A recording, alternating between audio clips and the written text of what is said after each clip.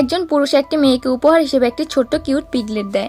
মেয়েটি পিগলেটটিকে হাতে নিয়ে খুব আনন্দিত হয়, কিন্তু সে খুনাখুরেও বুঝতে পারেনি যে পরের দিনে তাকে রান্না করা একটি পাত্রে শূকরের মাংস নিয়ে তার সামনে হাজির হতে হবে।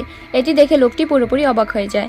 মেয়েটি খুব উৎসাহের সাথে তাকে সেই খাবারের স্বাদ নিতে বলে, যা দেখে লোকটি রাগে সেখান থেকে চলে যায় এবং মেয়েটিকে একা রেখে যায়। মেয়েটি বুঝতে পারছিল না যে লোকটি কেন হঠাৎ রেগে গেল। ঠিক তখনই তার এক বন্ধু তাকে জানায় পিগলেটটি ছিল লোকটির দেওয়া একটি বিশেষ উপহার। কারণটি বোঝার সাথে সাথে মেয়েটি সেই ছোট পিগলেটটিকে নিয়ে লোকটির কাছে ছুটে যায়।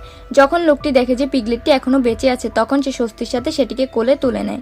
মেয়েটি তাড়াতাড়ি বুঝিয়ে বলে যে রান্না করা সেই মাংস সে বাজার থেকে কিনে এনেছিল। তখন লোকটি বুঝতে পারে যে সে মেয়েটিকে ভুল বুঝেছিল। নিজের ভুল সংশোধনের জন্য সে নিজেই মেয়েটির জন্য রান্না করার সিদ্ধান্ত নেয়, যদিও এটি ছিল তার জীবনের প্রথম রান্না।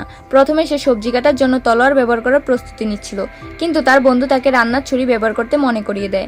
এরপর সে বেশ দক্ষতার সাথে সবজি কেটে ফেলে, কিন্তু কিছুক্ষণ পরে রান্নাঘর থেকে একটি বিকট বিস্ফোরণের শব্দ শোনা যায়।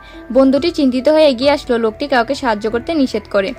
অবশেষে সে কোনো মতে খাবার তৈরি করে টেবিলে পরিবেশন করে, কিন্তু খাবারগুলো দেখতে এতটাই বিষাদ ছিল যে কেউ খাওয়ার সাহস পাচ্ছিল না। লোকটি নিজেই প্রথম এক টুকরো খেয়ে বুঝতে পারে যে খাবারটি ঠিকমতো সেদ্ধ হয়নি।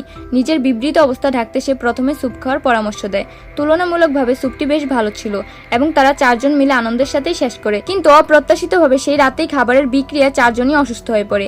এরপর তাদের সাথে কি হলো জানতে হলে ভিডিওতে লাইক করে চ্যানেলটি সাবস্ক্রাইব করুন।